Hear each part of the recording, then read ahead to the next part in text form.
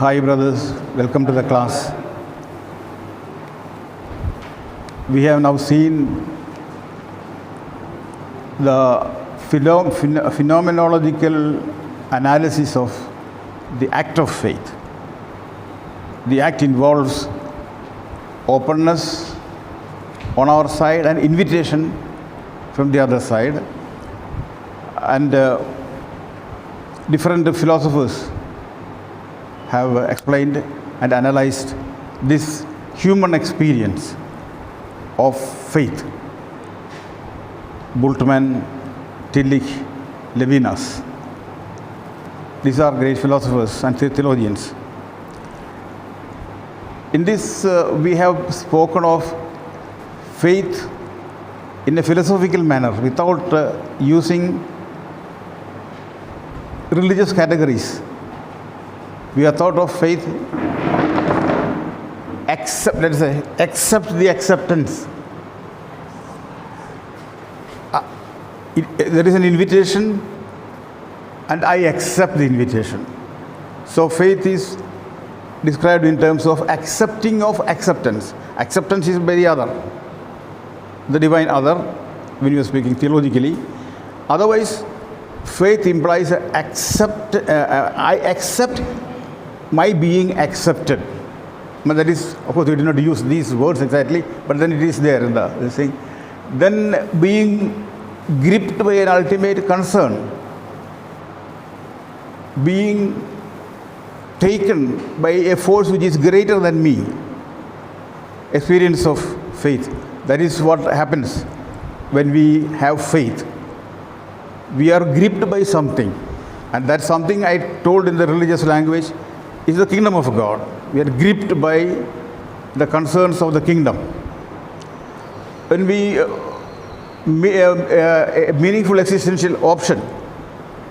So meaningful existential option, in that sense, the way we can find meaning in our life, authentic existence is possible only we have a meaningful existential option. Otherwise life becomes inauthentic. Then encounter with the naked face. There we experience the unconditionality of the other. I have to answer to the naked face, respond to the naked face. And in responding,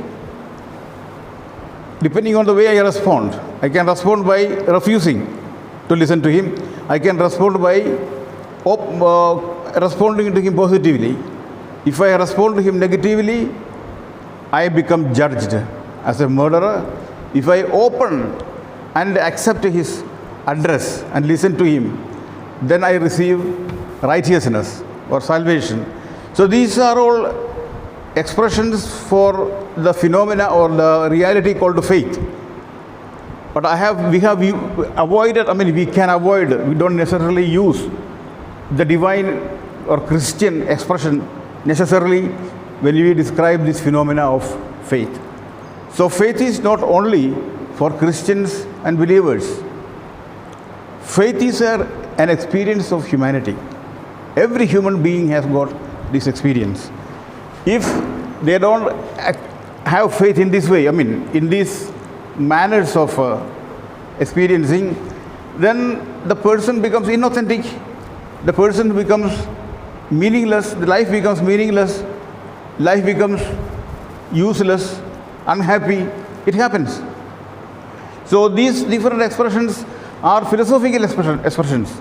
This we will turn into theological categories.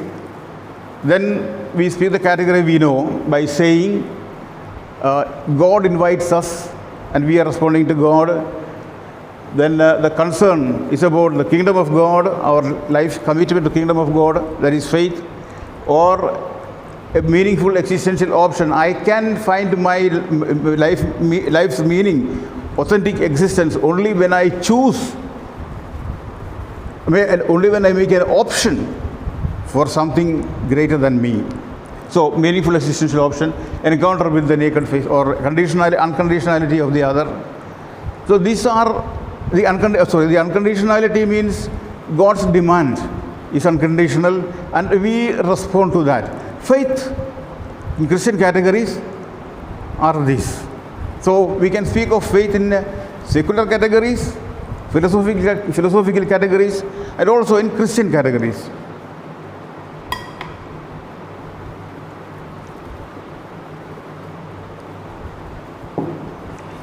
So this is what we have now seen in the last class. Then this faith as an experience, something that takes place within our consciousness, within our life, and we will see the characteristics of this faith. So, yesterday we had the sense of an invitation without actually knowing who is giving the invitation or knowing more details about the one who invites. But the experience of an invitation was there, and we answered the invitation. We responded to the invitation by switching off the fans and suffering. We had to suffer the heat and the sweat and all that. This is ordinary living of faith. Living of faith is the response to an invitation, response to being accepted. We are being accepted. When you invite, they accept. So accept the acceptance. So when we are having the class without the fan, we have accepted their acceptance of us. That is what is meant by that.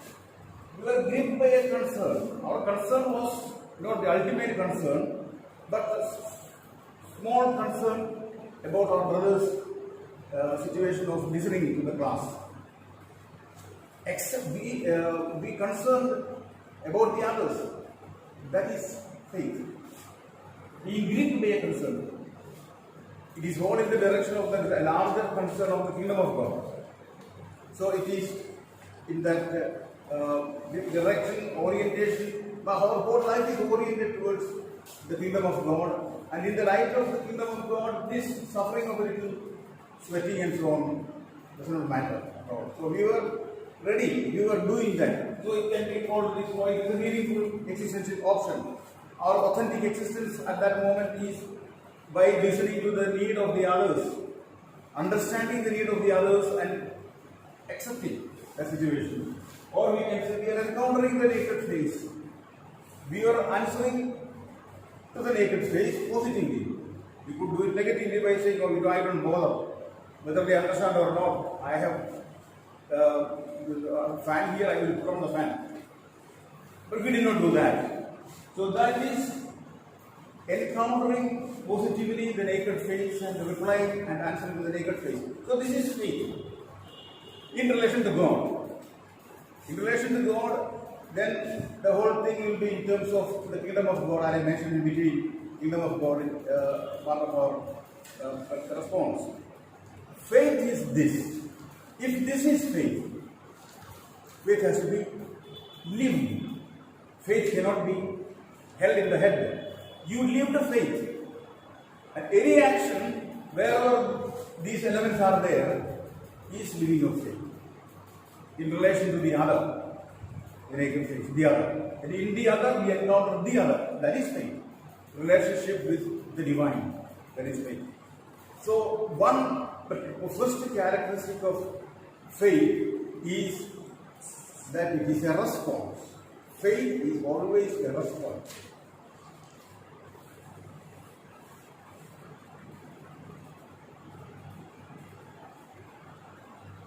Response to an invitation.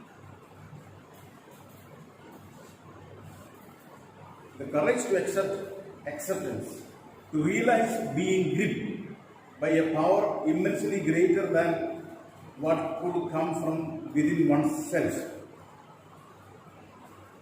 It is a yielding to something which happens to be from outside.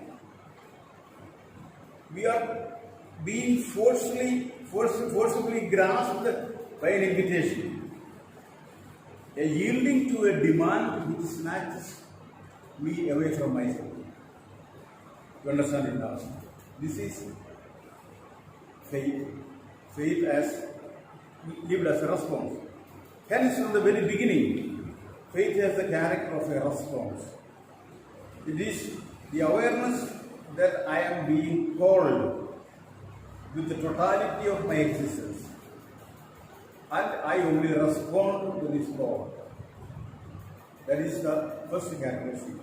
Second characteristic is faith is self-authenticating. Self-authenticating means it does not need somebody else to say, your faith is right. It authenticates itself. So the second characteristic of faith is that it is not based on any rational justification. There is no rational justification for what we did yesterday, of course. To some extent there is a rational justification, but then in the large event of faith, there is no rational justification. We would not get any benefit by stopping the fan. There is no profit at all. Nobody is going to pay us for that. So in that way, there is no motive in terms of benefit. So there is no rational justification. It guarantees and authenticates itself. Our action authenticates itself, or it was just there and it was okay. No logical process of reasoning is involved here. What is involved here is the immediacy of knowledge as option. What is immediacy as knowledge as option? We have experienced that. Yesterday you experienced that. I will point that out. Immediacy of knowledge as option.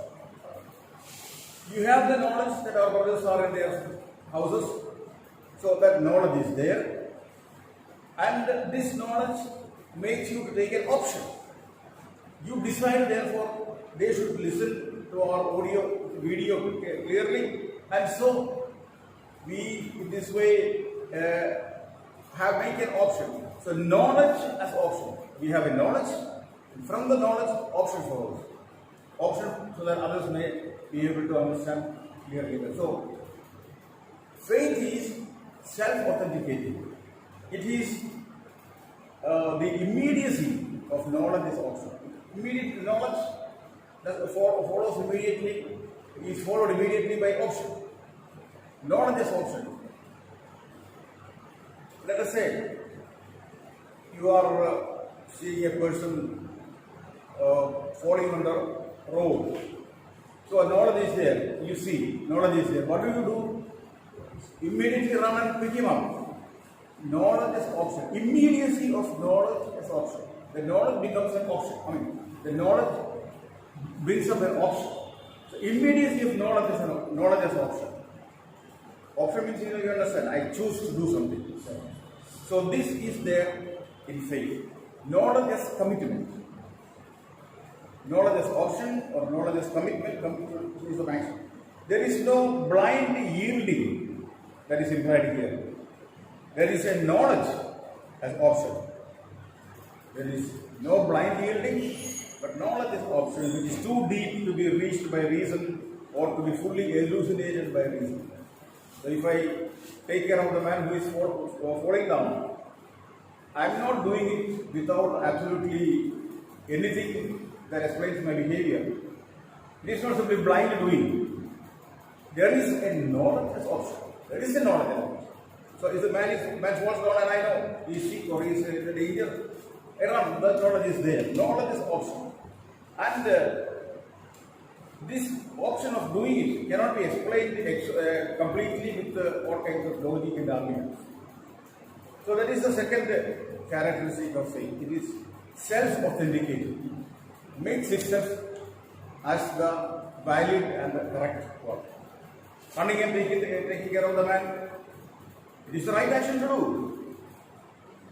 By what reason? The action authenticates itself. Then another character is because of the element of knowledge in faith. there is some element of knowledge. Though we said that knowledge is not the important thing, but forgetfulness or overcoming of ourself or the other, that kind of a relationship is what faith is. We said that in spite of that, there is an element of knowledge. As in the case of the one falling down and we are supporting, there is a little bit of knowledge.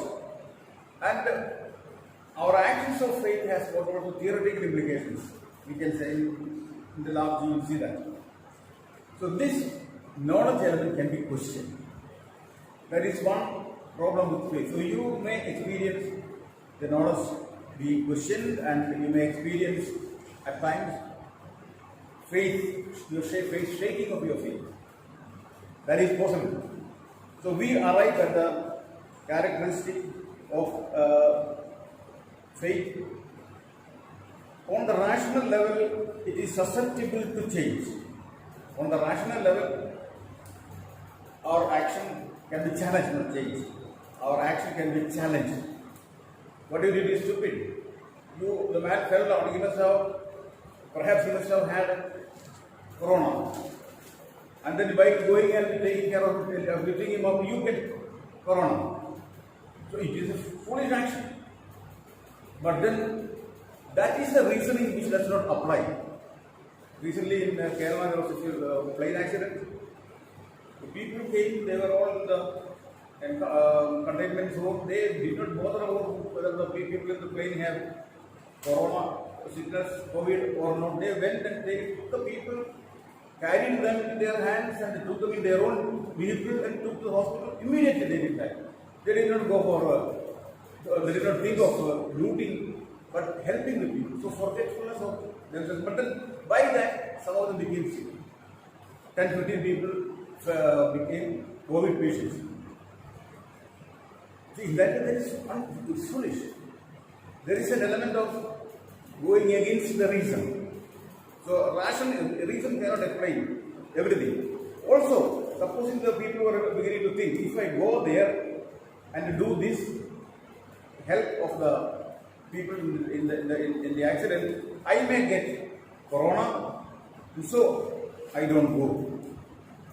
My reasoning questions my faith. So I may not do that. So faith can be also questioned. Faith can be challenged in this way. And when it affects the whole religious life, our faith can be called into doubt. God's existence. We believe in God. That is part of the intellectual dimension of our faith. It can be questioned. Rationally speaking, the God today, if God is there, would He allow His children to suffer from COVID-19 and so long, so many months now? So the reasoning questions our faith. Our faith can be questioned. Our faith is susceptible to challenge. It can be challenged. In spite of the challenge, we believe. That is, but then every believer may on occasion experience the challenge and may feel, oh, this is, can feel. But in spite of the feeling, your faith is okay. Your commitment of faith, your option, or your answer in terms of the encounter with the other, that remains safe. But in spite of that, you may have questions in your mind. So faith can be challenged, especially in this age of reason, in this age of science and development and so on. It is liable to be called into doubt. An element of darkness which no elucidation can dissipate is inherent in our faith. That is why authentic faith involves a risk, a leap with one's whole existence. It involves an overcoming of hesitation and doubt. Faith cannot be the repose of a blissful possession. It requires overcoming of a doubt. It can be, as I said in the case of the plane accident, overcoming of a doubt. Doubts may come. Our faith may be questioned. Who is overcoming of a doubt? On the practical level, as faith is a free commitment, it may be refused. That is another consequence of this. faith can be refused. The person, people are dying there or people are in the accident there, I can refuse to do what is the demand of the situation. The invitation I can just refuse to accept. And I may sometimes cling on to my own life plan, to the tangibility of what is immediately at hand, to the gratification one finds in the private totalizing world. So I can, in that situation, remain safe in the tangibility of my security. If I don't go there, I am secure. So tangibility at hand, what is there is the safety. I can remain satisfied with the tangibility. Tangible means touchable, something that is at hand, something which I can catch. So my surrounding in the house in which I am living is safe. So for me, that is what is important. I catch on that. I don't go any further. That is a refusal of faith. This is possible. I can reject faith because I am happy with my what is security in my hand. What is in front, far away, that is dangerous. I can refuse to go. So, but faith is, I refuse to hold on to the tangibility and I go to the demand according to the invitation. I go. I may get sick. That's another matter. Gratification I may find in my private and totalizing world, in my own world, if I remain in my house. My totalizing world, my domain. Everything is according to my need and security and pleasure. So I just don't go out. So I may get satisfaction and gratification in my private totalizing world. That is against me. So you see, faith is to be lived in our actions. Action of accepting an option, recognizing the need of the time, the call, and the courage, overcoming of doubt in a situation. So it is like not like the old one. I would like to emphasize again. When he finds this private totalizing world as satisfied, he rejects the invitation of faith, and that constitutes unfaith, unbelief. The core of every sin is this unbelief. What is sin? Sin is going against the brother or sister. Thereby you go against God's law. Therefore it is a sin against God. But basically it is something that we do against our brother. And so if I had unfaith in the situation of that, it is a plain accident, I would not go to the other people. So I have unfaith. Because of unfaith, I committed sin against my brother. He may die because of that. So that reason for sin is precisely lack of faith, unfaith. However serious the objections may be which threaten the faith from science, from culture, and the doubts of others, the most decisive threat always comes from the believer who is within us, unbeliever who is within us. There is an unbeliever within us. Not only science from outside the question, not only the other people may question, why do you want to go there and get yourself admitted in the hospital with COVID. These are all reasons that object or stand against the practice of faith on my side. But I am myself having an unbeliever within me. I also think about it. So if I go there, I will get sick.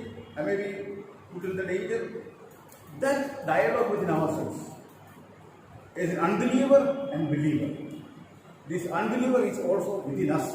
It's not only outside. So we can have always the possibility of being questioned in our faith. But this dialogue makes our decision to do something more meaningful and beautiful. So, with all this challenge and doubt happening, our commitment to faith, if we have a faith, it remains intact. In other words, even if we have faith, strong faith, as a response to God's kingdom, as a response to the other, as a response to the naked faith. We have faith. In spite of that, we may have unfaith, unbelief within ourselves. But then that should not disturb us. That is the human reality. Then now we come to another point.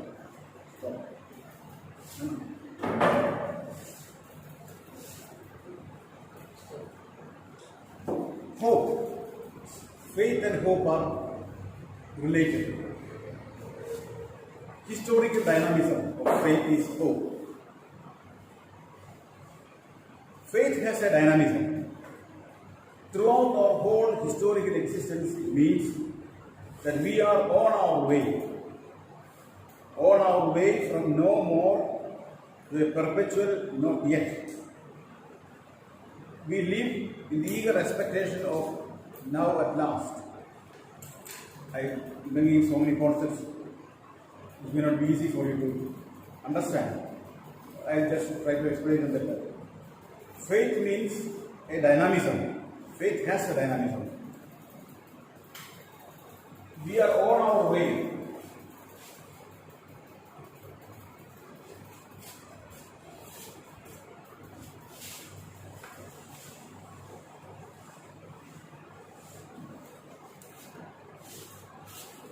We are moving.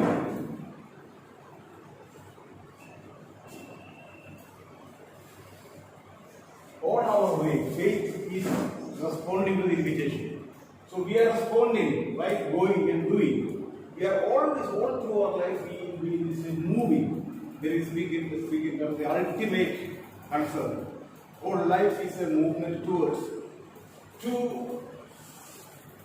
Not yet. We have not yet reached.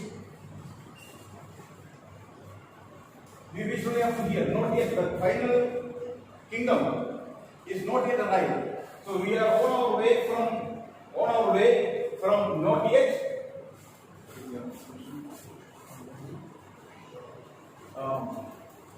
No more to a perpetual not yet. There is here. No more. We have not reached anymore that yet. Perpetual not yet. So this is a perpetual not yet. As long as we live, our faith and orientation of faith does not reach its fulfillment. Within history, the dynamics of faith does not reach its fullness. That is, I told you the other day, faith moves in the direction of fullness of joy, from slavery to fullness of life and so on. In the joy, happiness, peace, joy of the Canaan land for the Muslims. Jews. But that is not enough. The fullness of joy is still waiting us. That is in the communion with the divine. So in that sense, not as long as we are living, we have not yet reached the goal of our faith. So, but it's a perpetual not yet. Perpetual, until we die, we cannot say we have reached. So we are moving, we are on our way from no more to a perpetual not yet. So it is no more. We have traveled up to here. So then the past is no more there. We are still moving forward. So we are on our way from no more to a perpetual not yet. We live in eager expectation of the now at last. So when we reach the final place, now at last, we have reached. So if you put it in a little literary manner, we are on our way from the no more to a perpetual not yet. We live in the eager expectation of the now at last. So we have reached. So eager expectation of the now at last. So the reaching does not take place. We are only expecting. As long as we are alive, we are expecting. Now at last. Our historical life gets molded as lived answer to an ultimate invitation. So this is our historical life is shaped by this answering of faith as an ultimate invitation. Our life is an answer to the ultimate invitation. The unconditionality of the ultimacy of the invitation alone makes possible the ultimacy of a perfect unconditional self-donation. So there is a self-donation in faith, and the unconditionality makes the self-donation always absolute. Our self-donation is unconditional. Without stopping here, we are traveling here, we have not reached up here, even here we have not reached the place, still we are hoping. And that hope we will not reach during the time of history. So we will be living always in this orientation of the realization, possibility of realization. We are living in hope, always living in hope. Hope strengthens us. And this is very important. For the people of Israel, that is, speaking of the Jews, supposing they were losing their faith, losing their hope, they are losing their faith and hope, both are same. If they lose their hope of the final arrival in the Canaan land, then in the desert, they would have all died. They would not move forward at all. They would die. So the hope must be kept strengthened. Actually, 30-40 years they were on journey. The first people who started from Egypt, probably all of them died. They reached there some 60-70 years, they died. Then next generation, they also come with the hope of moving towards the place. They have hope. So after the death of the original faithful people and original hopers, these people are still hoping. In the tradition, they know that there is a hope. There is a promise given. They accept the promise from the tradition and from their previous generation and go. Most probably their second generation also may have died.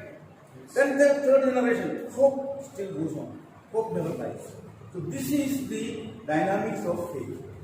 If we have faith, and faith is in this way listening to an invitation of the Lord, I'm taking the theological language, using also between phenomenological expressions. If we have faith in God, then it goes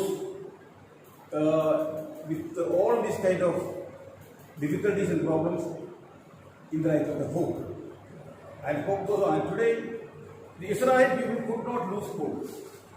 They would never lose. They cannot lose hope. Even if they see their life is not going to reach the final goal, still they will. The next generation, they have no experience of the first promise, nothing. They only heard, only in the legacy of their parents, from their parents, they have this hope. Their hope, they don't forget. So this hope, which does not take care of, which overcomes all difficulties, is part of the dynamics of faith. In concrete language, if you wanted to say, the poor people who are suffering today, they think of a new world where there is equality and justice. The poor people here, those who are here, they think of a new world, but then is the new world coming? Can lose hope. But the poor, real poor people will never lose hope. We are middle class people, we are now here. Oh, what are the use of hoping for a world of equality and justice? This is not going to happen. This never happened for 2000 years. It is never going to happen. So let us enjoy ourselves and go around. But not for a man of faith. For a man of faith, hope is there. I don't experience it myself. But then it will be. This is the experience also of my many companions. They all died. Before their death, they thought that the socialist transformation of India would be possible. And they lived further and struggled for them. When they died, we all had a paralysis or something like that, a weakness. But we also picked up hope. And I don't think in my lifetime the whole India and the whole world is going to be a world of equality. But still I hope. We hope. Not my hope, I hope because the people hope. The poor people hope. And their hope is not based on reason. They hope, they have to hope. And they will reach. This is the dynamics of faith. Hence, faith is always also hope. Without hope, faith withers away. Withers away means it dries. Without hope, there is no faith. Faith breaks open our existence. Hope feels the horizon which is disclosed in this way. Faith breaks open our existence. You don't need to write down. Just try to understand fully what I am saying. Pay attention to that. So faith is always a hope, and without hope there is no faith. And what does faith do? It breaks open our existence. Our existence is dark, without light. It is miserable. But faith, hope opens a precious opening. Hope fills the horizon which is disclosed in this way. So in the hope, in the far distance, in the horizon, hope is disclosed in this way. There is hope I see in the far distance. Faith cannot be a consolation of suffering and death. It must be a protest against suffering and death. What do you mean? Faith cannot be a consolation of suffering and death. Faith, or you have faith, previous kind of pre-Vatican type of faith I'm referring to. What does the faith say? There is heaven, God is there, and all the souls who after death will go to heaven and enjoy the presence of God. That is the understanding that we have in the head. In that way,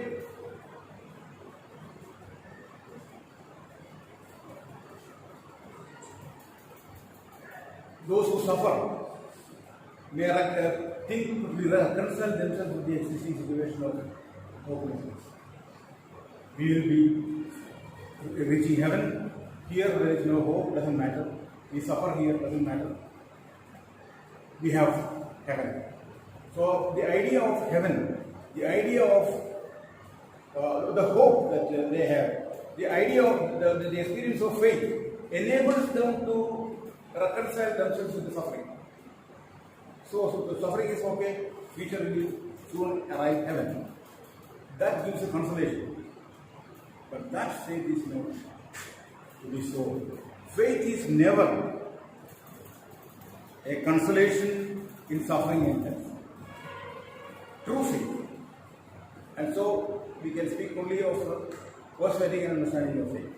Pre-Vatican understanding of faith gives us a pie in the sky after death, after you die.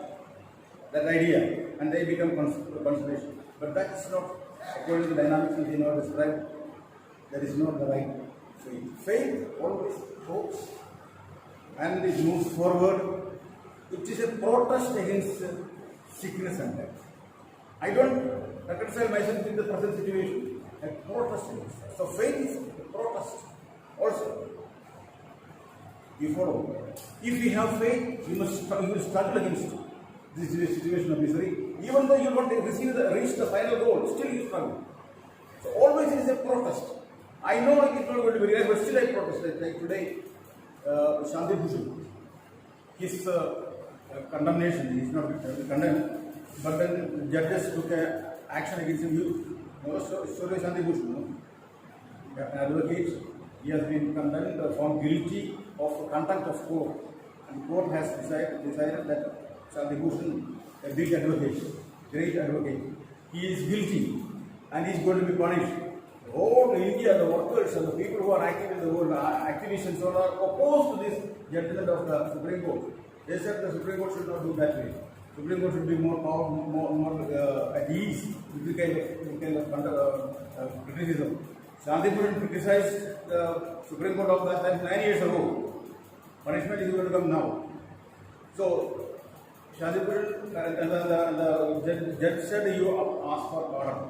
And the Bhushan said, "No, I will not ask, because my conviction is what I expressed and what I said at that time, I stand by that." It's a protest. A protest, even though you know you are going to be punished, even though you are going to be put in difficulty, faith always is a protest against misery and evil. Faith is never reconciliation with the suffering. It is never a consolation thinking of the future world to come. So that is the wrong kind of faith. And that kind of faith is rejected by many others, especially the atheists. They say you make people to suffer the misery, giving them the hope of heaven after death. So, Vatican has changed the understood the categories of the Bible better. And so, according to the Bible, according to the experience of the people in the Bible, according to the experience of the faith in the Bible, the hope never ends. And it is never a compromise with the suffering. It's always a protest, struggle, and struggle. So, in the midst of a world of suffering and dying, it must place man as a living sign of contradiction. So, hope is the historical dynamic in the faith. If this is so, then we can ask, everybody has faith, not only Christians, not only people of other religion, even atheists, Hindus of course, this is about their faith. But atheists also have faith. In this sense, being gripped by an ultimate concern, and their life is organized and unified by this experience of being gripped. They do everything for that sake. If they undergo suffering, it is for the sake of that future. Their life is oriented, that concern that is in them. So if that is the case, what is the meaning of Christian faith? As Christian faith, there is meaning at all. What do you call Christian faith? A Christian faith? A legitimate Christian, no? You can surely ask. So, what is the specificity of Christian faith? Psychologically, faith as we have described it above is a centering attitude of human personality. You understand? Centering attitude of human personality. Every human being is properly moving after being centered on one particular goal. So he's not wobbling up and down like in the ship in the waves. A centering attitude, even before it is considered a religious faith at the depth level, performs a unifying, integrating function within a person. Even before it is belonging to the religion, still. It integrates the human personality because all other aims and intentions are subordinate to it. Faith integrates the human personality. Integrating human personality means I as a person am doing everything in relation to one another without contradiction. I am going in the right way and my faith helps me to give that. My faith is I am being gripped by the ultimate concern, and my movement towards the ultimate concern gives me the right orientation. And this orientation that I have integrates my personality. So I don't go run this, come back this way or that way or this side. I go directly in this direction of the ultimate concern. That gives an integrity to my person. It integrates the human personality because all other aims and intentions are subordinate. All other intentions, whatever I do, it is subordinate to this understanding. Faith, thus, is completely a normal human phenomenon. It is something universal to human condition. So the question, whatever the structure of faith may be, actual faith is always historically mediated, right? So we are answering the question. The question is, what is the meaning of Christian? So all faith is mediated.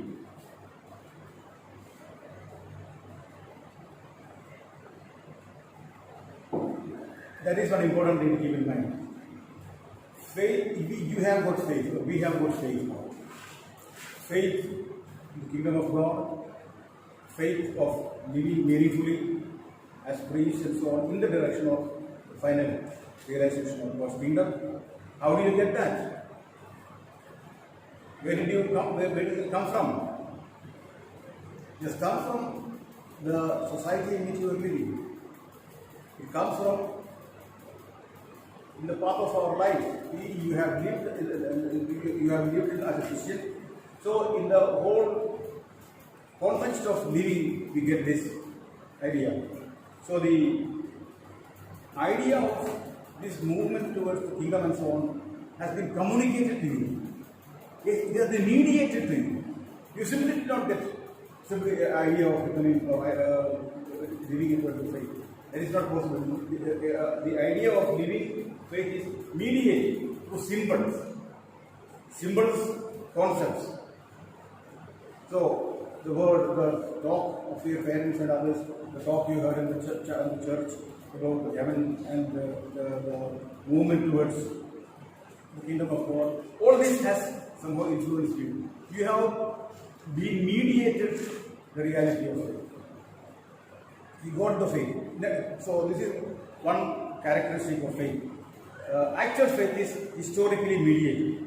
That is, through specific historical situation of the world, through symbols and concepts, through things, persons and events in history. All these are different symbols mediating your faith. You understand? Without, you cannot have faith except because you are in the society where different things take place, different events take place, different persons are there, different symbols are there. So it is, faith is always mediated. And for the Christian faith, the concrete symbol in the world is Jesus of Nazareth. Jesus of Nazareth is a symbol. He is God and man. I am not refusing that. But this particular person who lived 2000 years ago is a symbol. What is the meaning of symbol? Symbol is a sign, like a sign which has a meaning contained in itself.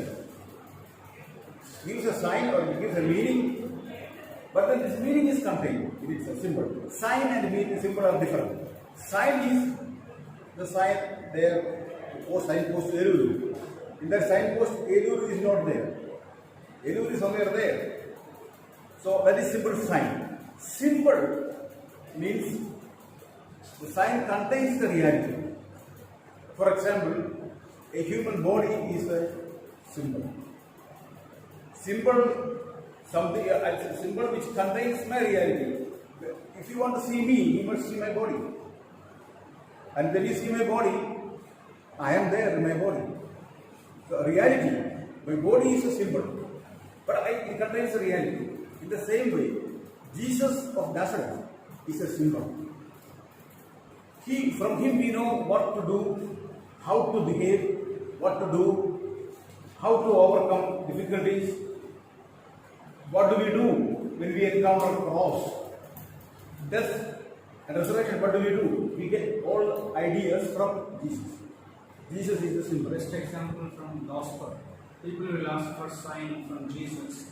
Then Jesus tells that more than the sign of Jonah I am here. He says that means Jesus is the symbol for us. Yes. So Jesus is the concrete symbol through which our faith is mediated. How to live, being gripped by the ultimate concern. How to live that Jesus shows. Jesus shows that you may have to face sufferings, you may have to go through difficulties, carry the cross, and move forward. So Jesus becomes the symbol. For Christian faith, the concrete symbol in this world is the person of Jesus. He is the revelatory event mediating the reality of faith. What I said just now. He is the revelator, he is the revelation. In him we see the meaning of faith. The incarnation, life, teachings, death, and resurrection of Jesus reveal to Christians the God who is the ground of being and render him available or present to history in a symbolic way. So the incarnation of Jesus, what does it do? First of all, it makes God available to us.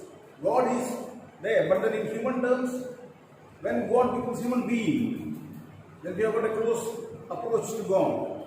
He makes God available. So Jesus makes God available to us. So Jesus is in this way a symbol. He is a revelatory event. Revelation. He is a revelation of God, mediating the reality of faith. He presents to us history in a symbolic way. They thus structure the Christian faith. The life of Jesus structures Christian faith. Structuring means, Constructing the one shape. yes, structure means constructing a shape with different parts, component parts, one over the other, or some kind of a particular relationship. So it structures faith. I can structure faith in one way, put the block pieces in this way, or we can put the pieces in this way. It structures. So which way you structure, the life of Jesus structures faith.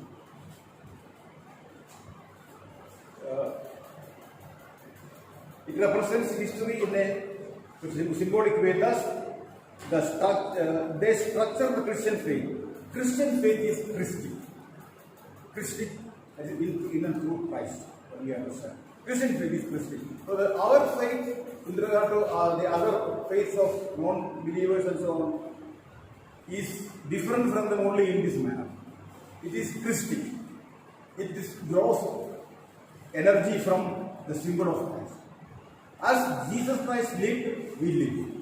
So our life is modeled on the pattern of Jesus. That is why our faith is Christian. And that is why Christian faith, specifically of Christian faith, simply this. We follow the symbol, Christ. Christ mediates the meaning of faith to us. So this our life is Christian. So what is to be done in any situation so that we move forward in hope to the future promise? Look at Jesus. What did he do? How did he do? How did he live? How did he relate with the others? We do accordingly. And then we reach meaningfully the object of hope. And Jesus is in this way and the way that goes in the life. So Jesus in this way. As Jesus lived, we live. That's the meaning of saying that Jesus is the way. Nothing other than that. The historical foundation of Christian faith is constituted by the actual consciousness of Jesus about himself, about the world, and about God, and the actual way in which he lived his life, thought, and went to death. So Jesus Christ lived the way he had self-consciousness about himself and the world and about God, and the actual way he lived and thought and went to his death. So all this is before us. We structure our life of faith on the basis of this. In the light of this, faith and its expressions. Faith is one's conscious being in relationship to the transcendence, to God. But this faith is never alone. It never exists isolated on this level. Faith always comes to expression in some symbolic, objective form, either conceptually or linguistically. So what I am saying is, faith does not exist simply in the abstract. Faith is lived, and lived relationship with the transcendent God. But this faith is never like that, simply in a particular context to be kept as isolated from the rest of the things. Faith is never isolated, never it exists alone. Faith always comes to expression. How does faith express itself?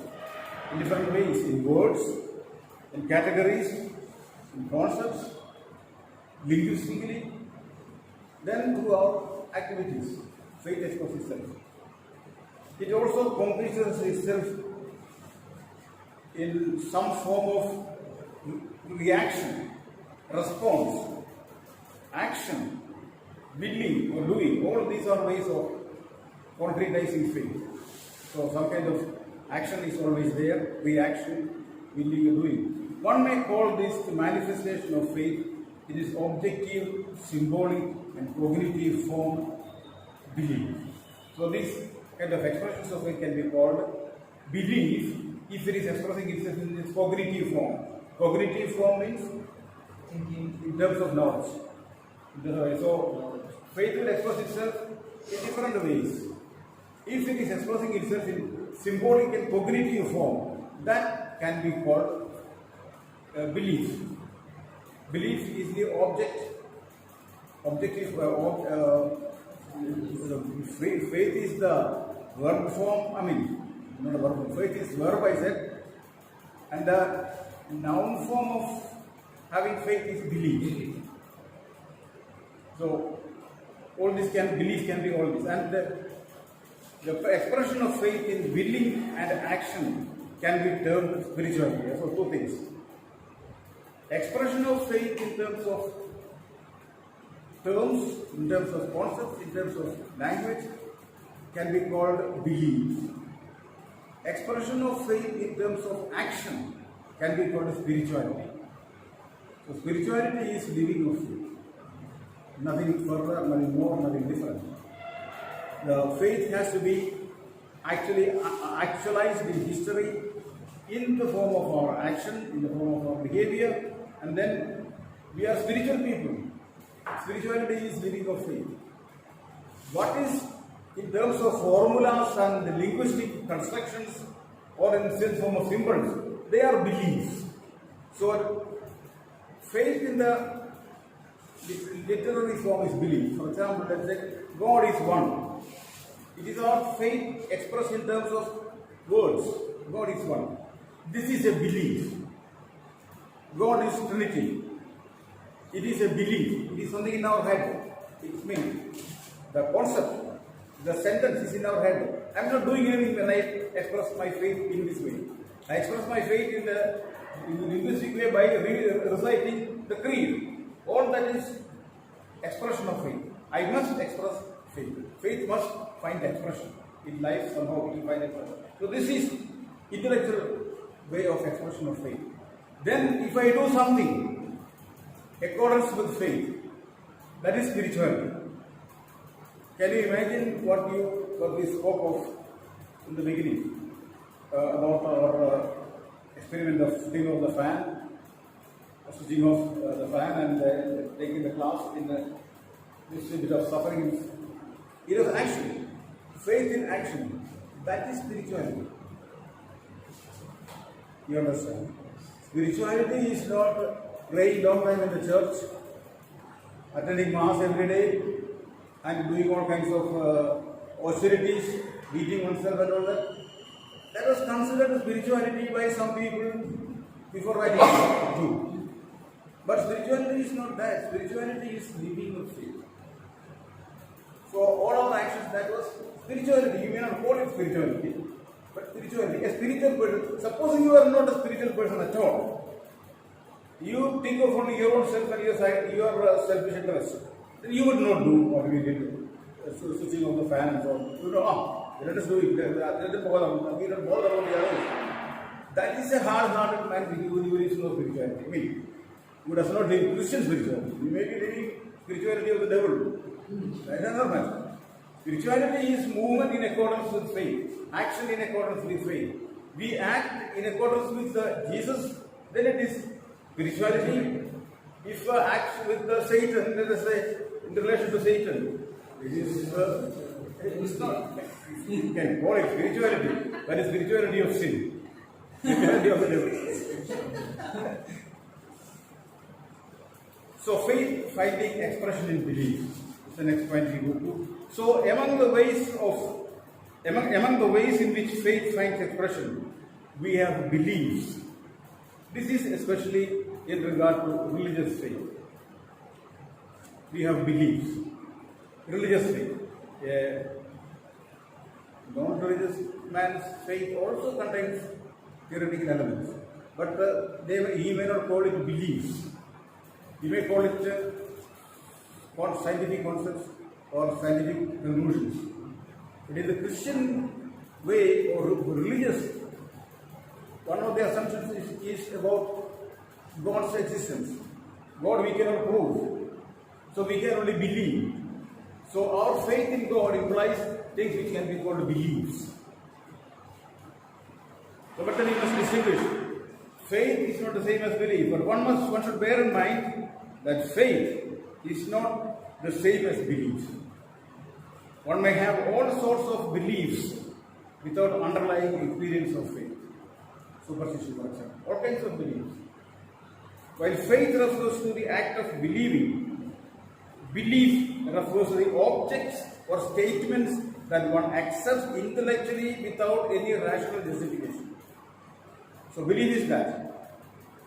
Believing is the relationship to the transcendent. The beliefs, whatever you accept without sufficient proof, that is called belief, right? This is my belief. I feel that, for example, a cat crosses my way. It's my belief that I should not proceed. Nothing will succeed. It's my belief, no proof. Others have been saying that and I accept. Then one man is Brahmin, another man is Pulaya. So Pulaya is smaller than the Brahmin. Brahmin is bigger, greater. How to prove that? There is no proof. Only he has got more wealth in his pocket, other man has no wealth. That is all. But it is also a kind of an irrational belief that being a Pulaya is smaller, less noble than being a Brahmin. Brahmin being is not noble, more, he is a human being, he is God's creation. Same way, anybody, the scheduled caste man is also God's creation. He is not low or high, but our beliefs, our assumptions, our faith, so-called irrational faith. It says Brahmin is greater. No Brahmin is greater than anybody. No, all Brahmins, all kinds of Christians also. We are not greater than anybody. No American is greater than Indian. No Indian is greater than American. So people have got all kinds of beliefs. All these are unreasonable and superstitious. One may have all sorts of beliefs without underlying experience of faith, as I said. While faith refers to the act of believing, belief refers to that which one accepts intellectually without justification. Faith is always existential and always demands in some measure the experience of transcendence. Faith is existential. Faith connects to my existence. And always there is some measure of experience of transcendence we have, being gripped by the ultimate, the transcendent that goes beyond our ordinary historical life situations.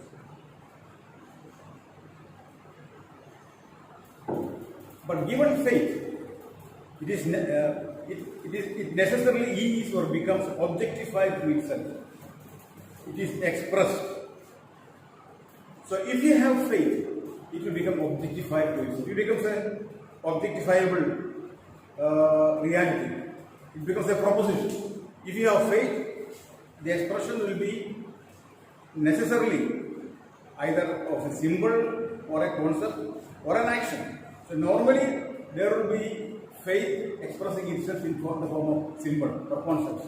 So there will be some kind of knowledge. Given faith, necessarily it becomes objectified to itself. It becomes an object. Can become a statement. Object is a statement of. Statement is an object which I accept with my intellect. The knowledge of Christ and his particular way of life in history is the gift of revelation. This includes beliefs about God through Christ. So the knowledge of a Christian, our faith, includes knowledge about Christ or knowledge that Christ has brought through his revelation. And so these are intellectual elements which are part of faith. Our faith expresses itself in this form. So this is the secondary important. The first most important thing is action. Action, faith of relationship. This relationship will have a objective consequence, objective formulation. That objective formulation is called belief. In this sense, thinking and reasoning comes to have a role to play in faith. Reasoning has, thinking has. So thought. Here we meet the paradox of gift that is at the same time a task. What does it mean? Paradox of gift that is at the same time a task. Faith becomes belief, natural, of course, then you understand. It is a paradox of gift which becomes a task. What is the meaning of paradox? contradictory thing. You understand? Paradox, another word. Paradox is, let us say, something that a statement which contradicts another. We can make a paradox. Say paradox is in a simple word. It is a paradox that James Augustine fears to go to the water, doesn't go to the river, he is frightened. Suppose James Augustine is a paradox. He is a man who is reading theology, he has got reasoning, and then to think that he will be frightened to go to the river because of devils or things like that, it's a paradox. So it's contradiction. Paradox is not only total, it's not always total contradiction, apparent contradiction is called a paradox. How to say? Apparent contradiction, but it's really not a contradiction. Apparent contradiction. At the moment I don't get it. So this is a statement you took in the dictionary. You get the meaning.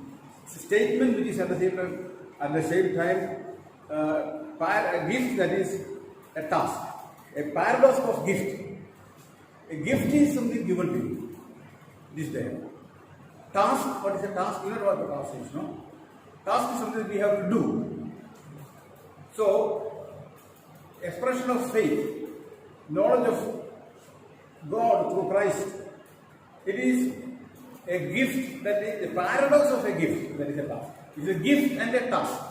Gift means we have the knowledge, but task means we have to do something with it. Logically and rationally, we have to develop and understand the full consequence of the simple gift.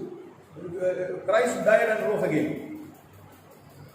That is a gift, or that is a revelation. That is a truth. That truth is received as part of the teaching of the church. So it is there, but then what is the meaning of saying Christ died and rose again? What does it imply for my practical life?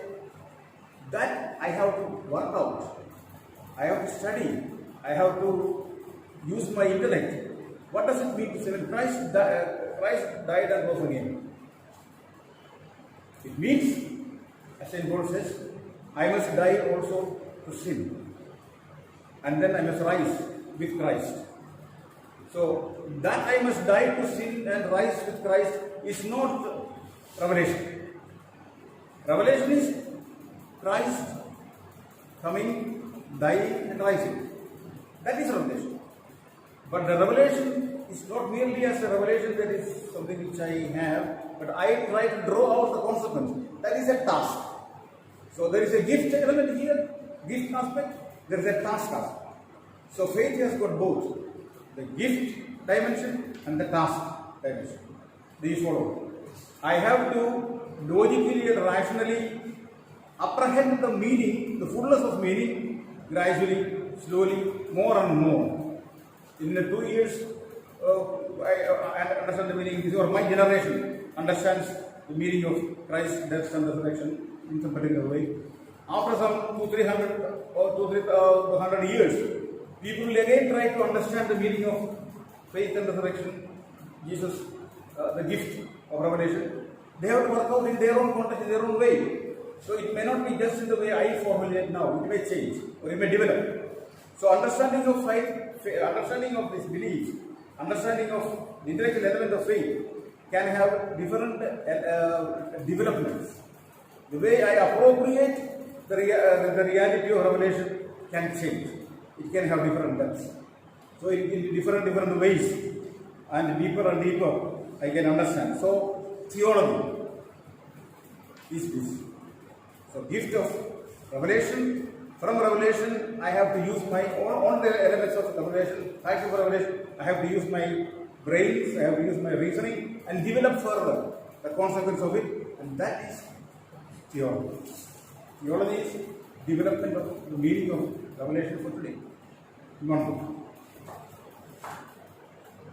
So this knowledge is the foundation of Christian faith. So faith does have a cognitive aspect It includes beliefs about God through Christ. In this sense, thinking and reasoning comes to have a role to play in faith. Here we meet the paradox of gift that is at the same time a task. The knowledge of God in Christ is the gift of His revelation.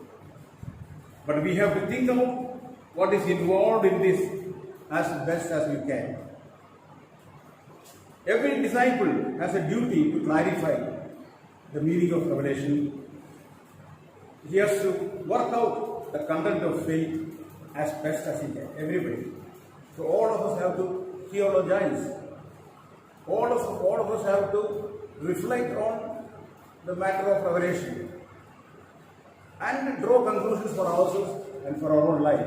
So that is to say, we have to theologize, we have to use our brain, we have to use our logic and reasoning. So as best as we can, we must draw out the content and the meaning of beliefs. The community as a whole has a duty to do this. And this work of the community of faith is theology.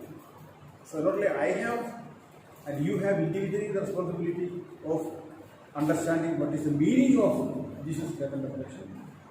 You have the responsibility, apart from that, the whole church, all the community of believers, they also have to give it up. So that is officially theology. What do you think is, theologizing? You are capable of discussing that with others and coming to some conclusion, it is theology. Or by yourself, it is spiritual reflection, spirituality. So living of faith is spirituality. Reflecting on faith is spiritual reflection or meditation if you want. Or theology, reflecting on faith.